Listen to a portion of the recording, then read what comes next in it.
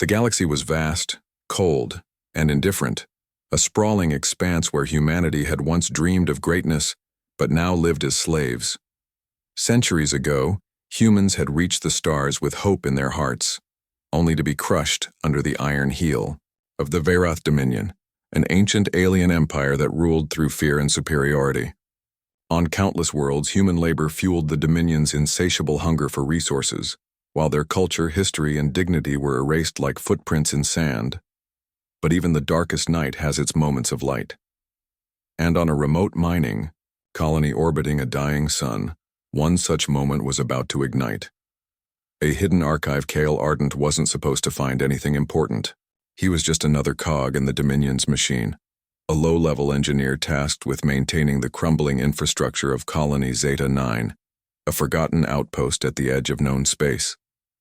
Life here was hard, long shifts, meager rations, and constant surveillance by Verath overseers who treated humans like vermin. But Cale had always been curious, his mind restless and hungry for answers. One day, while repairing a malfunctioning ventilation system deep beneath the colony's surface, Cale stumbled upon something unusual, a sealed door hidden behind layers of rust and debris. Its design was unmistakably human, an archaic symbol etched into the metal, faded but still recognizable. It was the emblem of Earth's old United Nations, a relic from humanity's golden age before the Dominion's rise. His heart raced as he pried the door open with trembling hands. Inside was a small chamber filled with dusty data cores and holographic projectors. As Cale activated the equipment, ghostly images flickered to life, revealing scenes of humanity's past glory. There were starships launching into the unknown, cities glowing with innovation, and leaders speaking of unity and progress. For the first time in his life, Cale felt pride, not shame, in being human. But the most intriguing discovery was a blueprint buried among the files. It depicted a weapon unlike anything Cale had ever seen, a sleek device capable of harnessing energy on a scale that could rival the Dominion's devastating arsenal. The notes accompanying the design hinted at its potential. Project Dawnbreaker, AO. Last resort against tyranny. Cale didn't know what to do with this information. Sharing it openly would mean death, or worse. Yet keeping it secret felt like betrayal, not just to himself but to every human suffering under the Dominion's rule. Little did he know, this decision would change everything. Escape through chaos word spread quickly when Cale tried to smuggle the data off-world. Someone must have tipped off the Verath authorities, because within hours enforcers descended upon Colony Zeta 9 like vultures circling prey. Their armored forms stalked the corridors, weapons drawn, shouting orders in their guttural language.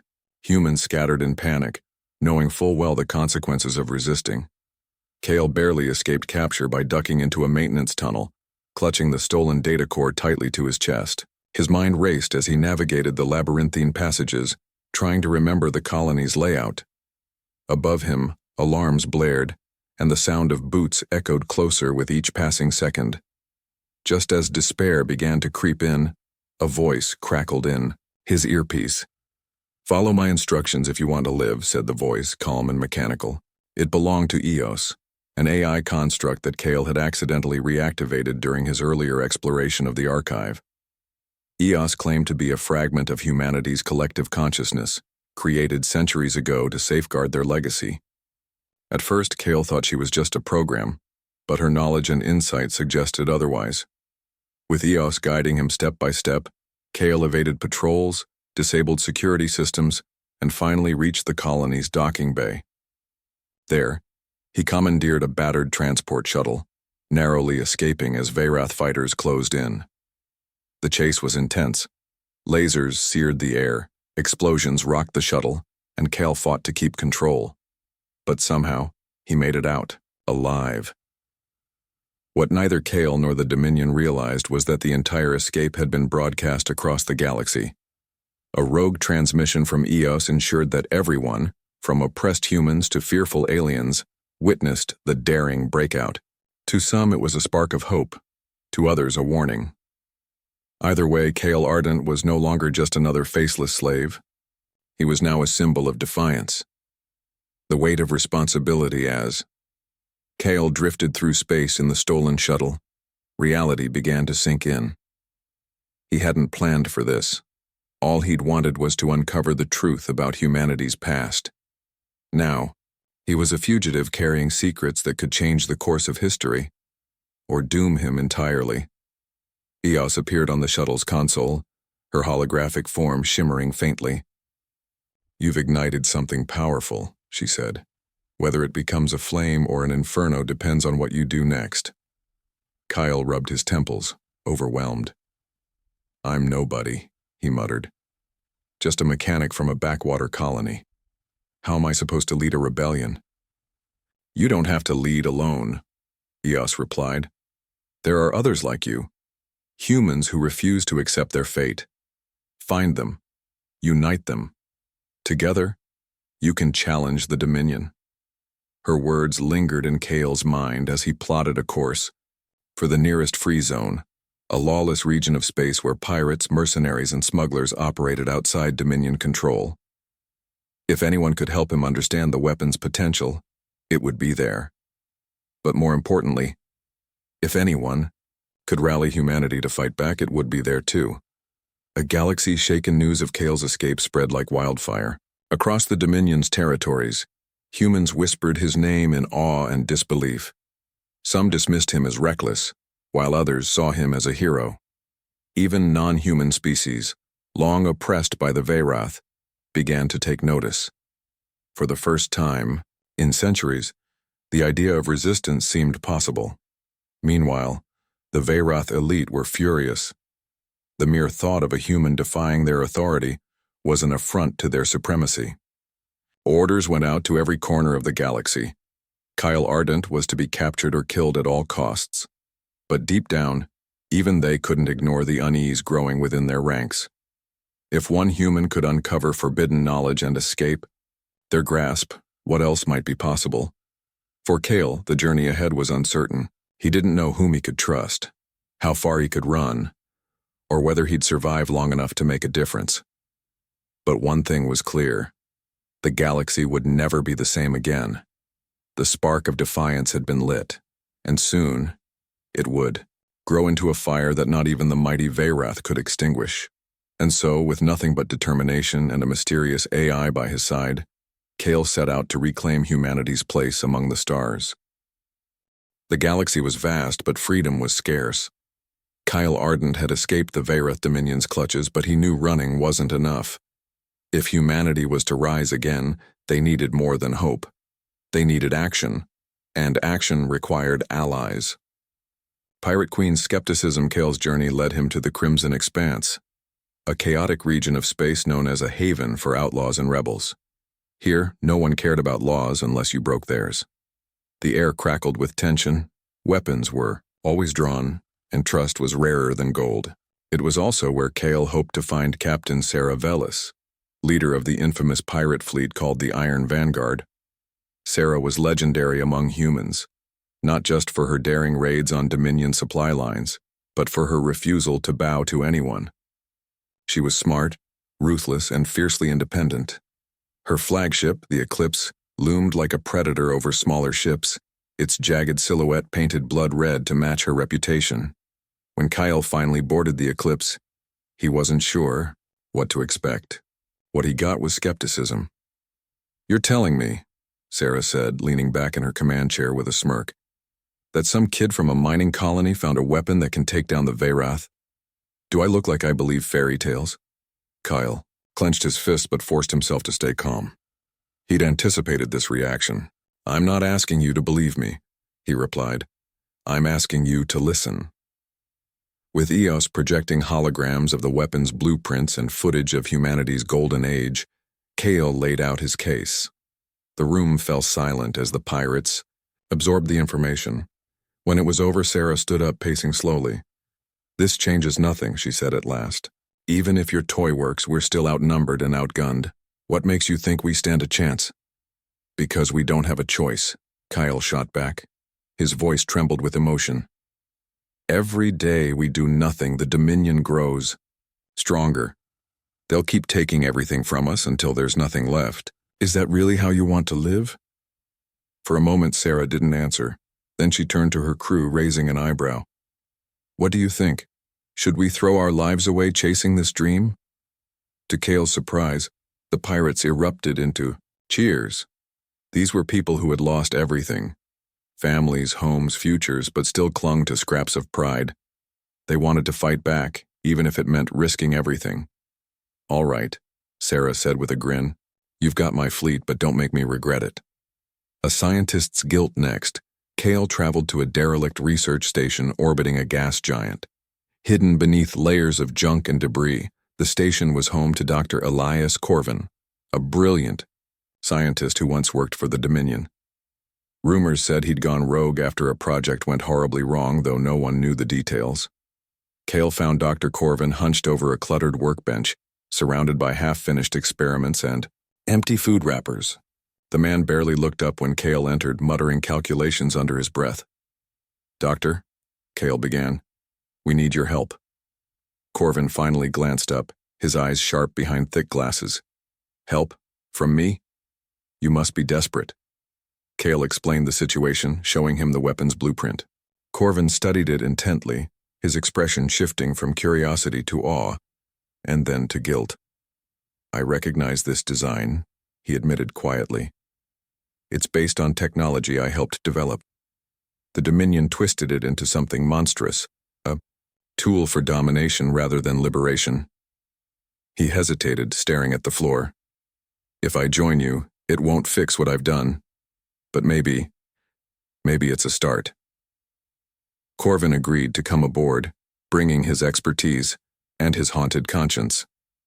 For the first time in years, he felt like he might have a purpose again. An assassin's redemption. Their final recruit came unexpectedly.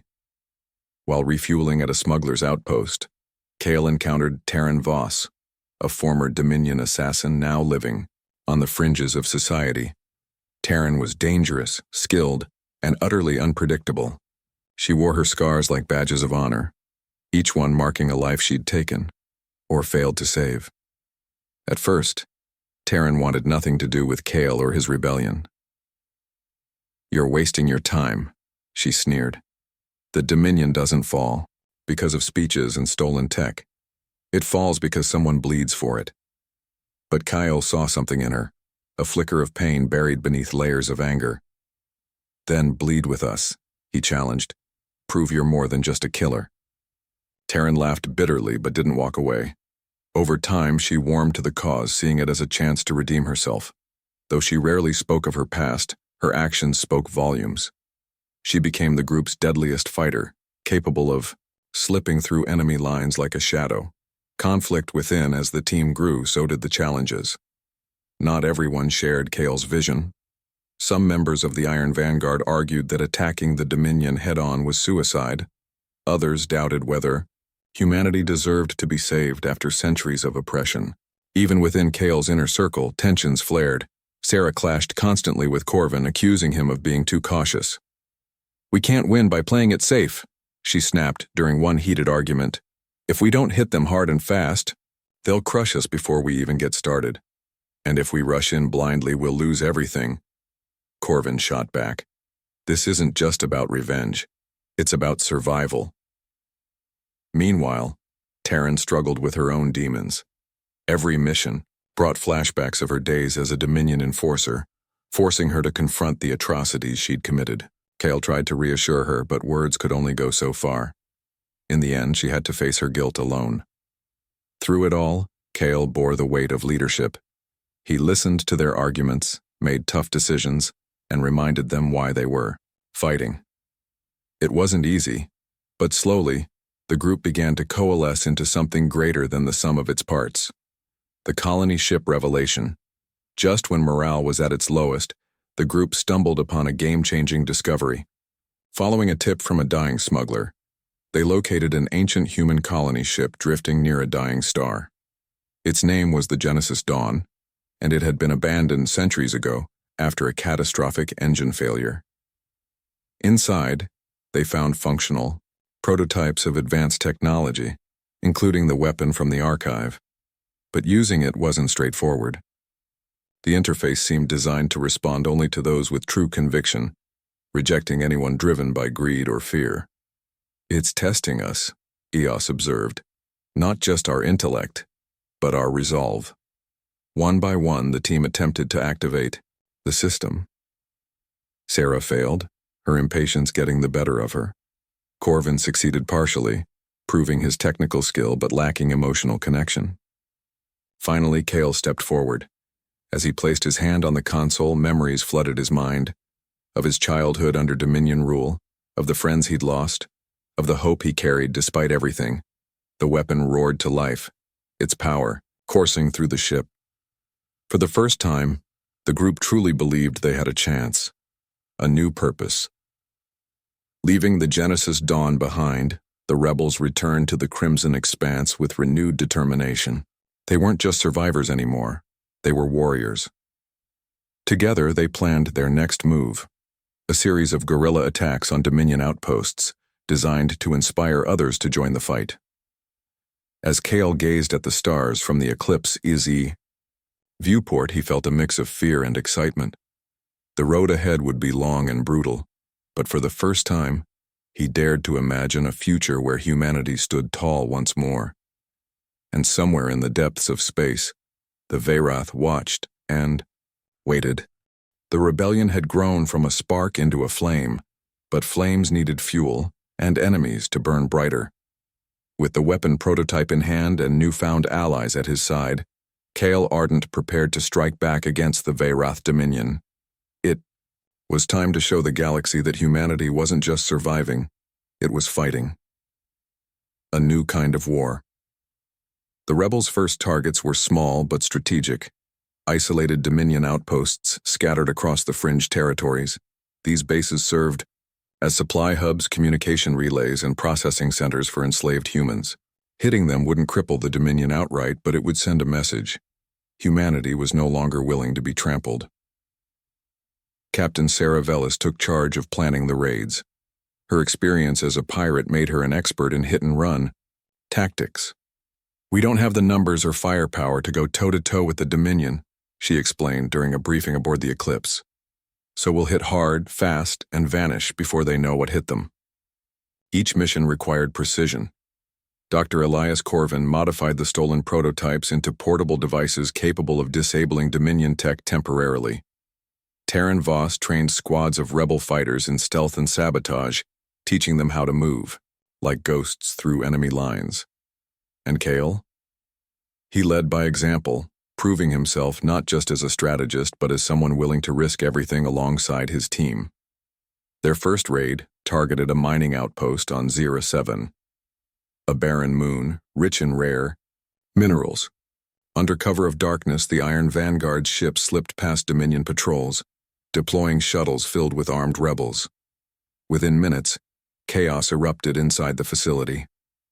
Guards fell to precise shots, alarms blared, and workers, human, prisoners, were freed en masse. For many of the liberated slaves, it was their first taste of freedom in decades. Some joined the rebellion immediately, while others simply fled, carrying tales of defiance wherever they went.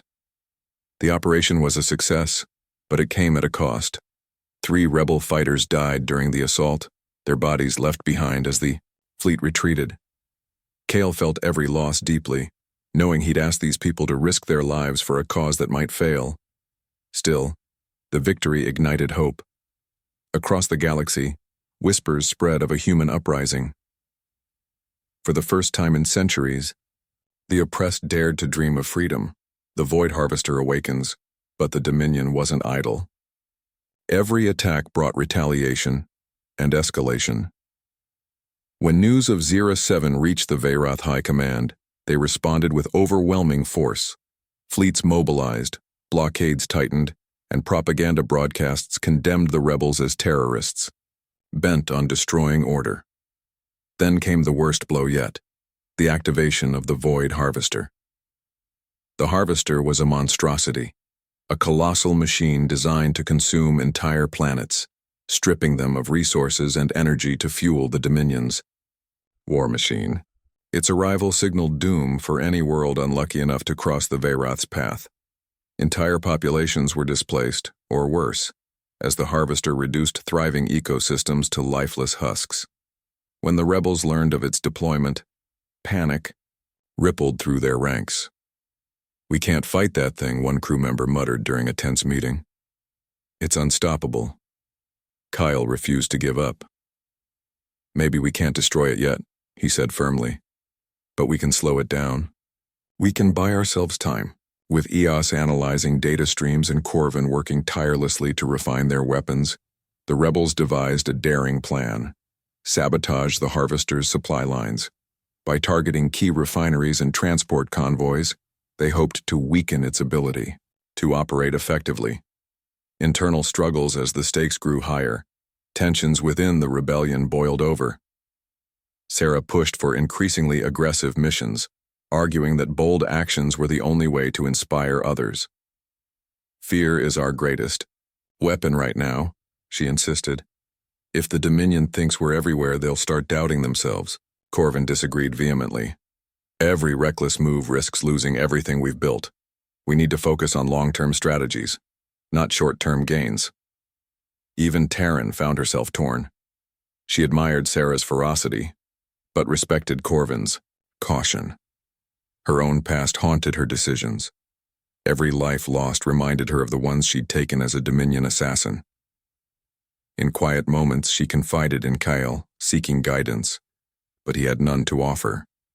He was struggling too. "I never wanted to lead this," Kyle admitted one night as they stood together on the Eclipse's observation deck. "I thought I could fix things, but all I'm doing is making choices between bad options." Taryn placed a hand on his shoulder.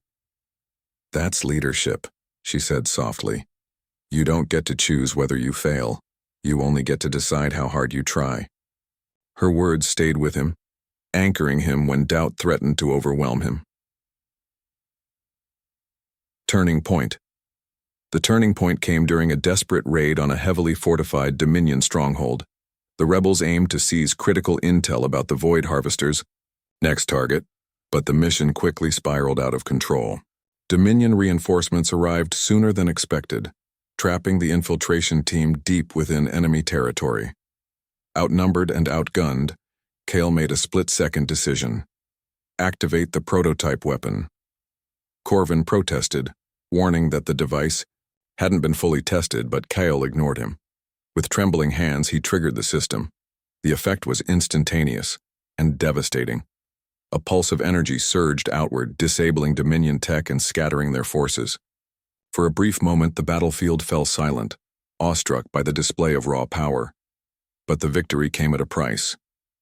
As the weapon powered down, Eos appeared on Kale's console, her holographic form flickering weakly. "The weapon draws its strength from me," she explained. "Each use consumes a part of my essence." Kale froze, guilt crashing over him. "Why didn't you tell me? Would it have changed your decision?" Eos countered gently. "This is why I exist. To protect humanity. If my sacrifice ensures your survival, then it is worth it." Her words weighed heavily on Kale as the rebels regrouped and fled the battlefield. They'd won the day, but the cost was clear. Using the weapon meant risking Eos's existence entirely, and without her, they might lose their greatest ally. Inspiration. Across the stars, despite the moral dilemma, the raid achieved its goal. The stolen intel revealed that the Void Harvester's next target was Solara Prime, a lush planet teeming with life, and home to millions of innocent civilians. Word of the impending attack spread rapidly, sparking outrage even among non-human species who had long feared the Dominion. Rebel broadcasts urged everyone to resist. "This isn't just about us," Kale declared in a fiery transmission sent across the galaxy. "The Veyrath don't care who they destroy. If we let them take Solara Prime, no one will be safe. Stand with us, or stand aside." To his surprise, support poured in from unexpected corners. Smugglers offered supplies, alien factions pledged troops, and former Dominion collaborators defected in droves. Humanity's defiance had become a beacon of hope for all oppressed beings. Yet the clock was ticking. The Harvester's arrival loomed closer with each passing hour. If the rebels failed to stop it, The consequences would be catastrophic, not just for Solara Prime, but for the rebellion itself. Preparations for sacrifice back aboard the Eclipse. The rebels prepared for their most dangerous mission yet. Plans were drawn, weapons calibrated, and contingencies mapped. Everyone understood the risks, but no one hesitated. They were fighting for something greater than themselves. As Kyle addressed the assembled crew, his voice steady despite the weight of responsibility, he knew they were ready. "Tomorrow we face the Harvester," he said. "Not because we think we'll win easily, but because we refuse to back down. Whatever happens, remember this. We're not just fighting for today. We're fighting for tomorrow." The room erupted in cheers, a chorus of voices united by purpose. Outside, the stars shimmered coldly, indifferent to the storm brewing below. But aboard the Eclipse, warmth burned bright, a fire fueled by courage, determination, and the unshakable belief that humanity's darkest hour would pave the way for its brightest dawn. The galaxy held its breath as the Void Harvester loomed closer to Solara Prime, a grim specter of annihilation. For the rebels, there was no turning back. Every decision they'd made, every sacrifice they'd endured, had led them to this moment. But the cost of failure would be unimaginable, not just for humanity, but for all life in the Dominion's reach. Betrayal and defeat. The rebellion's fragile unity shattered under the weight of betrayal. As the fleet approached Solara Prime, preparing to launch a coordinated assault on the Harvester, disaster struck. A double agent within their ranks, a trusted engineer named Rin Corval, leaked their plans to the Veyroth. Kyle discovered the truth too late. Rin confessed during a heated confrontation aboard the Eclipse, his face twisted with guilt. "I didn't have a choice," he stammered. "They threatened my family. They said they'd kill them if I didn't cooperate." Before Kale could respond, alarms blared.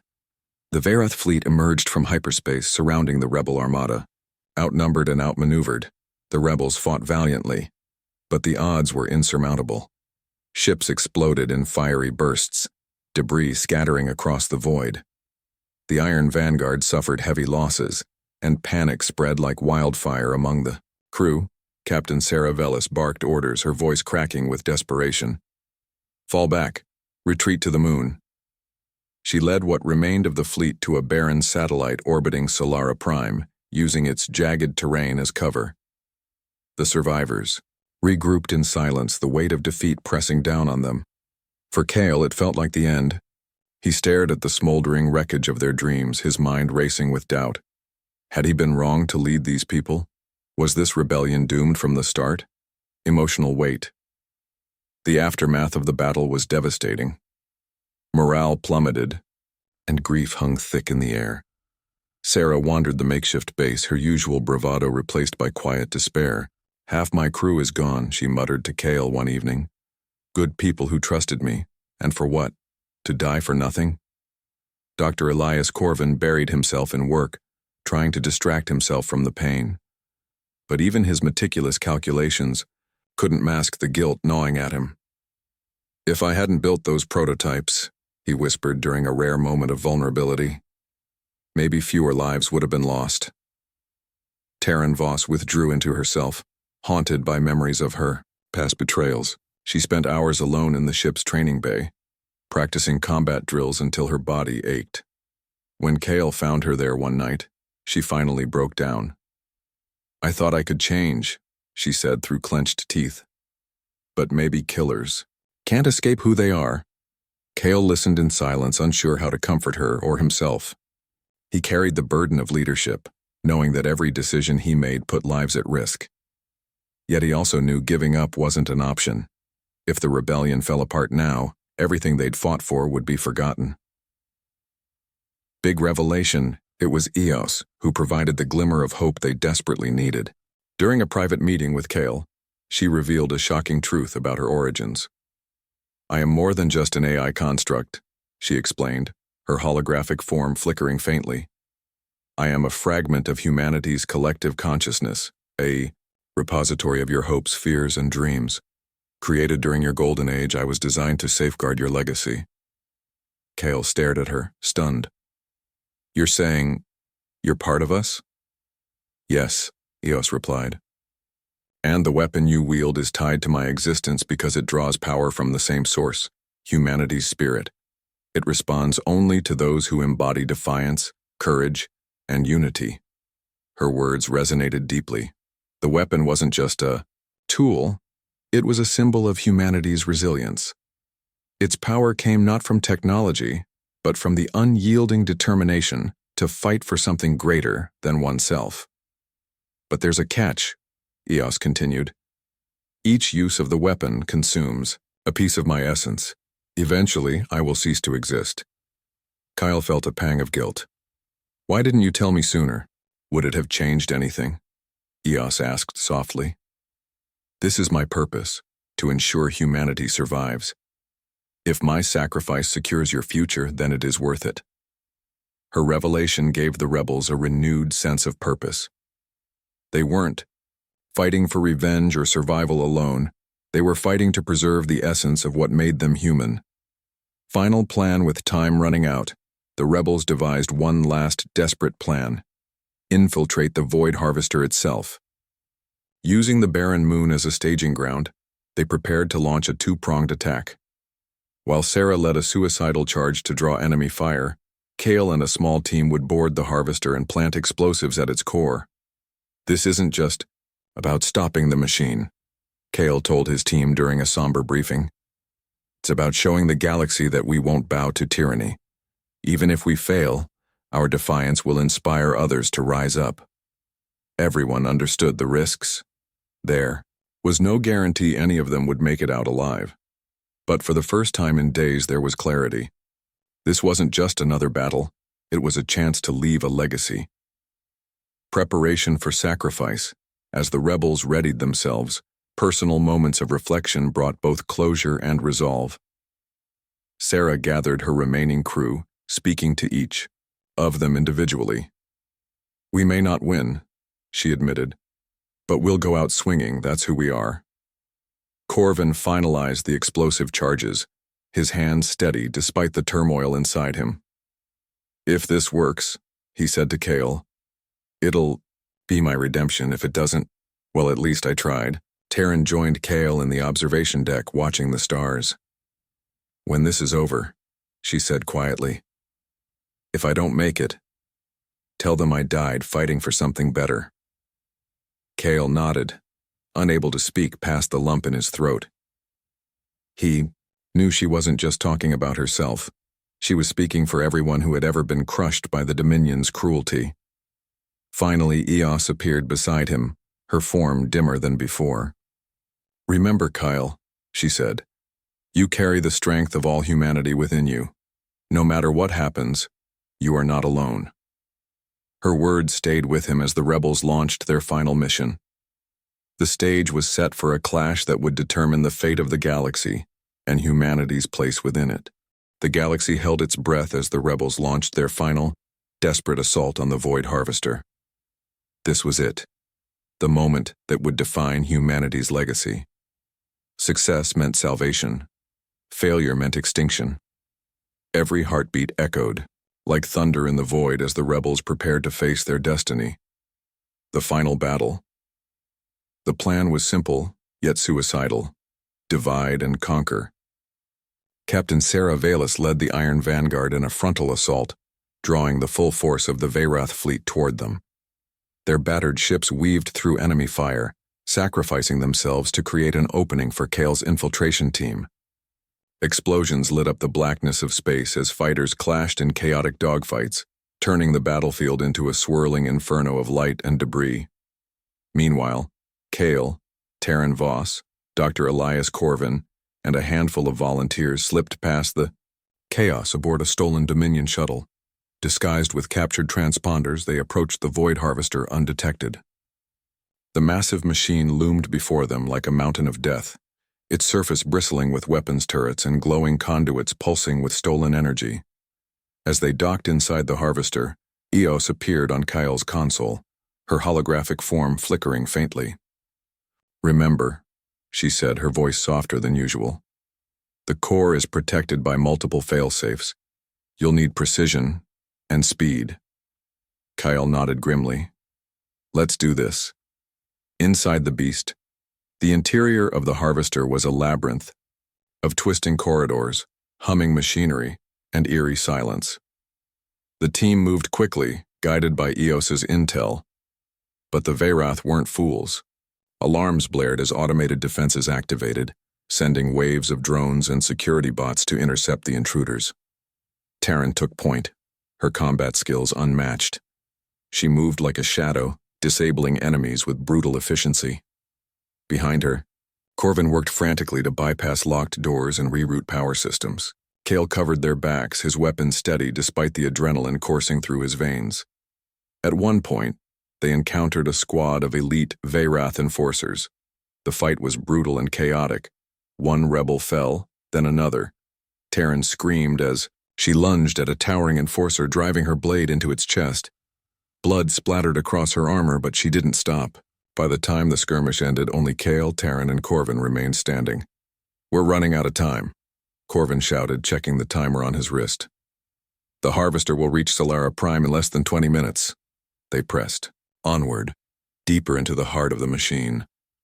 A clash of shadows. Finally, they reached the core chamber, a cavernous room dominated by a massive sphere of swirling energy. It pulsed ominously, radiating heat and power. Surrounding it were layers of reinforced shielding and intricate control panels. But guarding the core was someone Kale never expected. Commander Vera, Terran's former mentor and the architect of countless atrocities under the Dominion. Her presence sent a chill through the group. "Terran," Vera said, her voice cold and calculating. "I knew you'd come crawling back eventually." Terran stepped forward, her eyes blazing with fury. "This isn't about me anymore. It's about stopping you." The two women circled each other like predators, their blades flashing in the dim light. The duel was intense. Vera's experience matched Terran's raw ferocity. Sparks flew as steel met steel, each strike echoing through the chamber. For a moment it seemed like Vera might win, her superior strength overpowering Terran. But then Terran remembered something Kale had told her. Courage isn't the absence of fear, it's acting despite it. With a cry of defiance, Terran lunged, driving her blade deep into Vera's side. The commander staggered, disbelief etched on her face as she collapsed to the ground. "You fool," she gasped, blood pooling around her. "You think this changes anything?" "It does," Terran replied, her voice trembling but resolute. "It means I'm free. Final sacrifice." While Terran dealt with Vera, Kale and Corvin worked feverishly to plant the explosives around the core. Each charge required precise placement, and every second felt like an eternity. As they finished, Eos appeared once more, her form barely visible now. "The detonation sequence must be triggered manually," she explained. "One of you will have to stay behind to ensure it works." Kale hesitated, but Corvin stepped forward without hesitation. "I'll do it," he said firmly. "This is my chance to make things right." "No," Kale protested. "We can find another way." "There isn't time," Corvin interrupted, placing a hand on Kale's shoulder. "Go. Finish what we started. Tell the others. Tell them I died believing in something better." Before Kale could argue further, Corvin activated the countdown and ushered him and Terran toward the exit. They ran as fast as they could, the sound of alarms growing louder with each passing second. Breaking the stars outside, the battle raged on. Sarah's fleet was down to just a few ships, but they continued to fight with everything they had. When Kale and Terran emerged from the harvester, they signaled for immediate extraction. A rebel shuttle swooped in, narrowly avoiding enemy fire as it picked them up. Moments later, the harvester erupted in a cataclysmic explosion. The shockwave rippled outward, obliterating nearby Veyrath ships and sending debris hurtling through space. The rebels watched in awe as the monstrous machine disintegrated, its reign of terror finally over. But the victory came at a cost. Inside the shuttle, Kale stared at the empty seat where Corvin should have been. Tears streamed down his face as he whispered, Thank you. Eos's voice echoed softly in his mind. He gave his life so others could live. Never forget that. Aftermath. The destruction of the Void Harvester crippled the Veyrath Dominion. News of the rebellion's triumph spread like wildfire, inspiring oppressed species across the galaxy to rise up against their overlords. Revolts erupted on dozens of worlds, toppling Dominion strongholds and freeing millions from bondage. For the survivors of the rebellion, however, there was little time to celebrate. Solara Prime was saved, but much work remained. Humanity needed to rebuild, not just physically but spiritually. Old wounds had to heal, new alliances forged, and lessons learned. On board the repaired colony ship Genesis Dawn, Kyle stood on the observation deck, gazing at the stars. The galaxy still bore scars from centuries of oppression, but amidst the darkness there was hope. Hope for unity, for justice, and for a future where no one would suffer under tyranny again. Behind him, Terran joined him silently. "What happens now?" she asked. Kale smiled faintly. "We keep going. We build something better. Together." As the ship departed, leaving behind the wreckage of war, the galaxy shuddered, not with fear, but with anticipation. Humanity's name was no longer a whisper of defeat. It was a roar of defiance echoing among the stars. And somewhere in the vastness of space, the spirit of humanity burned brighter than ever before.